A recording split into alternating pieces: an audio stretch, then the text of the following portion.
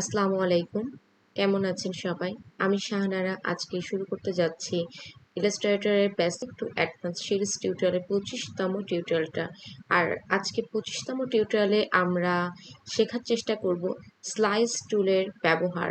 Slice টুলটা কিবোর্ডের shortcut key কে shift কে press করলে আমরা স্লাইস টুল পাবো। স্লাইস টুলে আরও একটা টুল আছে, slice selection tool. Slice selection টুলটা স্লাইস টুলটাকে মডিফাই করে।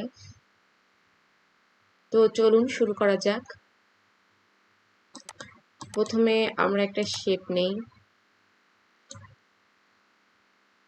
আসলে স্লাইস টুলটা সাধারণত যারা ওয়েব ডিজাইনের কাজ করেন তাদের জন্য এটা খুবই গুরুত্বপূর্ণ।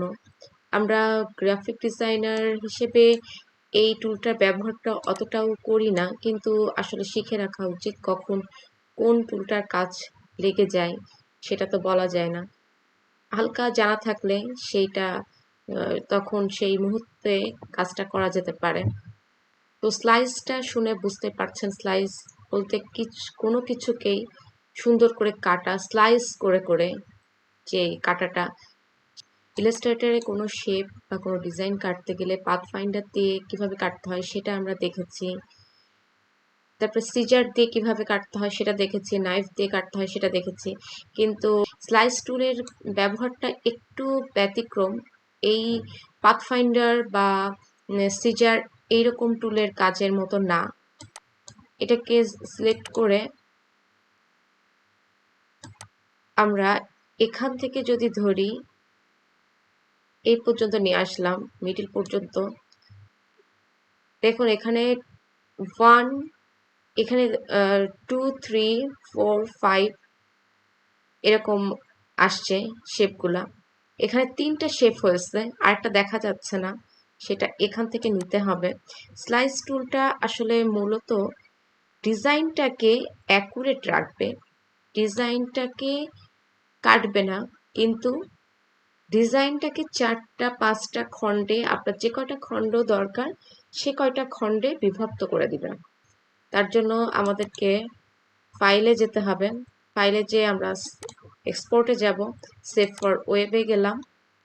যে সেটিংটাকে অবশ্যই আমরা পিএনজিও রাখতে পারি, জেআইএফেও রাখতে পারি, আপনাদের ইচ্ছা। তবে পিএনজিটা বলবো এই কারণে, কারণ এটা ট্রান্সপারেন্ট থাকে ইমেজগুলা। এখানে ওয়াইড হাইট আমরা যেভাবে করি আসলে সেভাবে এখানে সেভ দিলে, সেভটা আমি ডেস্কটপে দিচ্ছি। এখন দেখি ডেস্কটপে কোথায় সেভ হলো। এই যে দেখেন ডেস্কটপে সেভ হয়েছে এবং পিএনজিতে ট্রান্সপারেন্টে এসছে। কতগুলা খণ্ড, আমি 4টা খণ্ড করেছিলাম, 4টা খণ্ডতে এসছে এবং ভিতরে আরো কিছু দাগ থেকে গিয়েছে, সেগুলোকেও কিন্তু আলাদা আলাদা করে নিয়েছে। তার মানে স্লাইস টুলের কাজ হচ্ছে যে ইমেজটাকে ঠিক রেখে আপনার প্রয়োজন অনুযায়ী আপনি যেই শেপটাকে নিতে চান সেটাকে আপনার মডিফাই করে আপনার দেওয়া, এই আর কি। স্লাইস টুলটা উঠাতে গেলে স্লাইস সিলেকশন টুল, এটাতে ক্লিক করে ডিলিট করলেই এটা উঠে যাবে। আমরা এটা আরো ভালো করে বুঝতে পারবো। আমি এখানে একটা ওয়েবসাইট নিয়ে এসেছি, ইমেজ, ওয়েবসাইটের ইমেজ দেখাচ্ছে। ক্লায়েন্ট বলল আমার এই ওয়েবসাইটটা থেকে আমার এই ডিজাইনগুলা, এই অংশের ডিজাইনটা আমার দরকার। তো সেই ক্ষেত্রে আমরা সুন্দরভাবে যে স্লাইস টুল এটাকে নিলাম, নিয়ে এখান থেকে যদি আমরা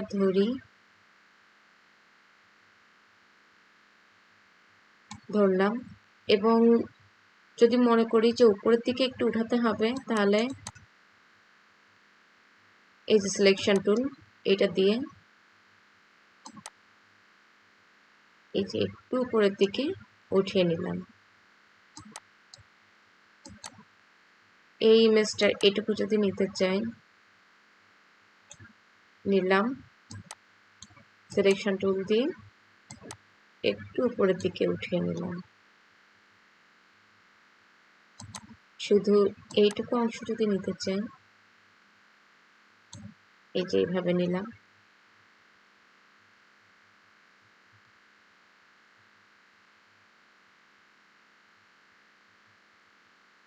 যদি এই লেখার এটুকু নিতে চাই, এটাকে এইভাবে সিলেক্ট করে নিলাম। এখন যে কটা অংশ নিয়েছি সেগুলো আমি যদি সেভ করি, যেগুলা নিয়েছি দেখেন সেগুলো দেখা যাচ্ছে। পিএনজিতে আমি ওখানে সেভ করব যেখানে আগে করেছিলাম। এই যে যে অংশগুলা আমি কেটেছি সেগুলাই কিন্তু আলাদা করে নিয়ে নিল।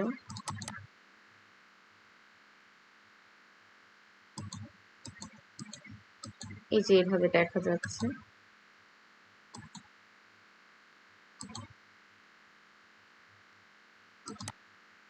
তো এইটাই আসলে স্লাইস টুলের ফাংশন।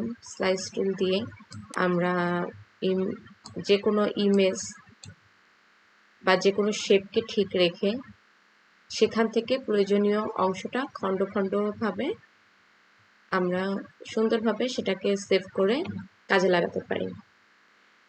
তো এই ছিল স্লাইস টুলের উপরে আমার আজকের টিউটোরিয়াল। যদি ভালো লেগে থাকে বা নতুন কিছু শিখে থাকেন তাহলে অবশ্যই একটা কমেন্টস করবেন। ফিরে আসছি সামনে নতুন একটা টিউটোরিয়াল নিয়ে। সে পর্যন্ত সবাই ভালো থাকবেন, সুস্থ থাকবেন। আল্লাহ হাফেজ।